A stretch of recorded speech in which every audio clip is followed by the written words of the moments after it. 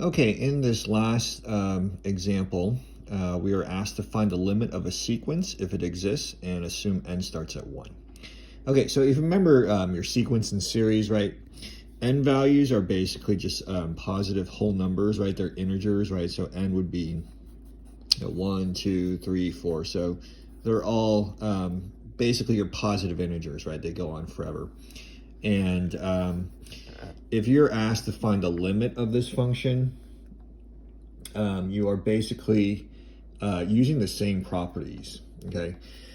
And so, same limit properties, I should say.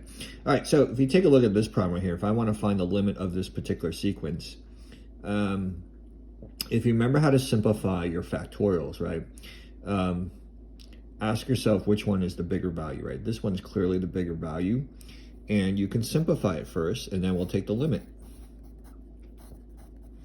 Okay, so if this is the bigger value, right, the term right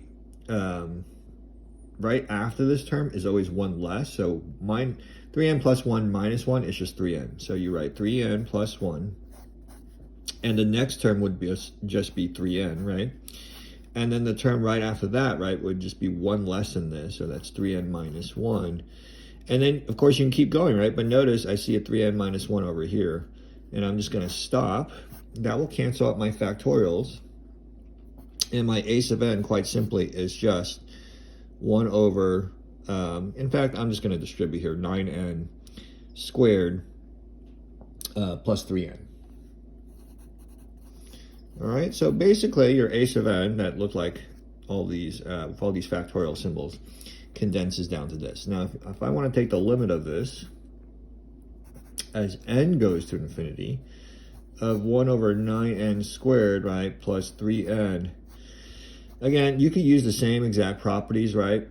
You don't need to divide top and bottom by n squared, right? This is just a constant over a, some kind of expression here. So 1 over a large number squared times n plus 3 over a large number, right? N, again, just think of n as a nice, very, very large number, but this time it has to be a whole number. It's still going to be 1 over a large number, which is just 0. Okay, 1 over a large number, I'll even show you write it down, is just 0. Okay, so you can use the same properties as we did in the previous section, except this time this is a sequence. I believe in your homework they want you to list the first 5 terms. In this case, you would write n is equal to 1, plug it in, see what that number is. N is equal to 2, n is equal to 3, n is equal to 4, n is equal to 5. I think that's a little bit tedious for me in the video. You might have to do it in the homework, but maybe I'll show you on this next example here. Okay, so this one, there's not much canceling going on, right? You just kind of have to think about it. The limit as n approaches infinity of -1 to the n over n. All right, so this one, let's just plug in. Let's see what happens, right? N is equal to 1. You're going to get -1 to the 1, which is just -1 over 1. For n is equal to 2. In fact, this is not sum. It's just the next term, right? -1 squared is +1, 1/2, right? N is equal to 3. -1 cubed is -1, right? And so forth. N is equal to 4. You're going to get +1/4. N is equal to 5, and we're going to stop right there. This will be -1 to the -1 over 5. Okay, so basically, right? Just think about it, right? As n goes on forever, right? You're always going to have this pattern of negative, positive, negative, positive. The numerator doesn't really do anything. What happens is our denominator is going to get really, really large, right? And whether the numerator is a +1 or -1, let's say you have -1 over 1,000,000, right? It's still going to go to 0, right? And so you have some kind of fixed number here that's either going to be -1 or +1. In my denominator, it just keeps getting bigger, right? And your final answer is just going to be 0. Okay, so there's not much work to be shown. You kind of just have to think about it. This would be sufficient work, right? You can just say, hey, this is just going to be a large number. And then you could say constant over a large number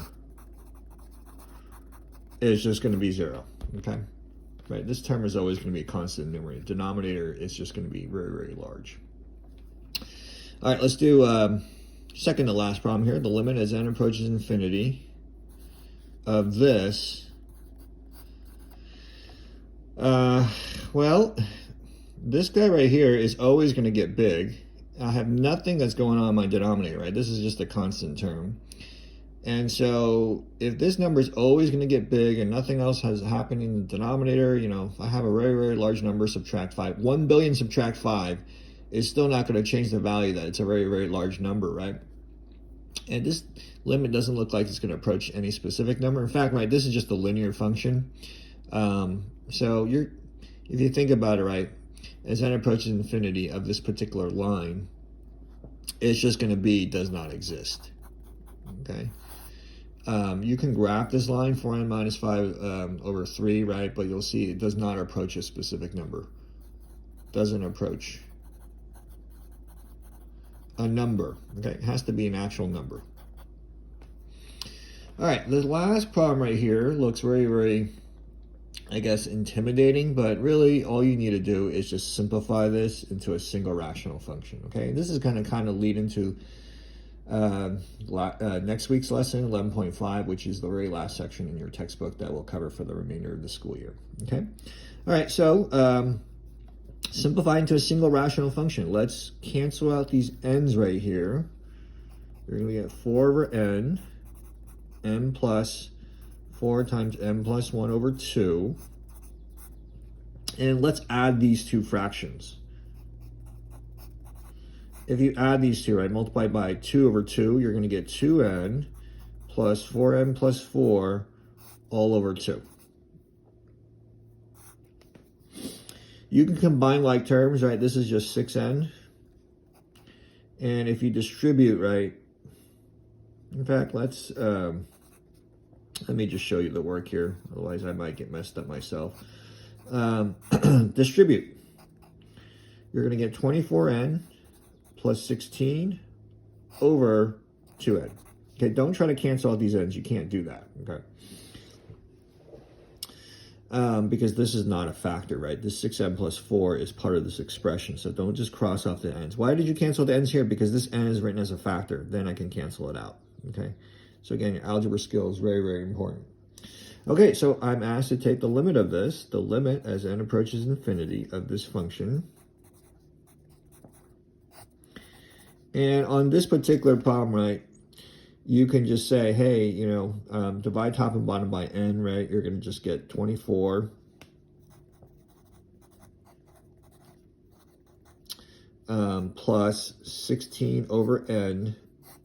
If I divide by n, I'm just going to get 2.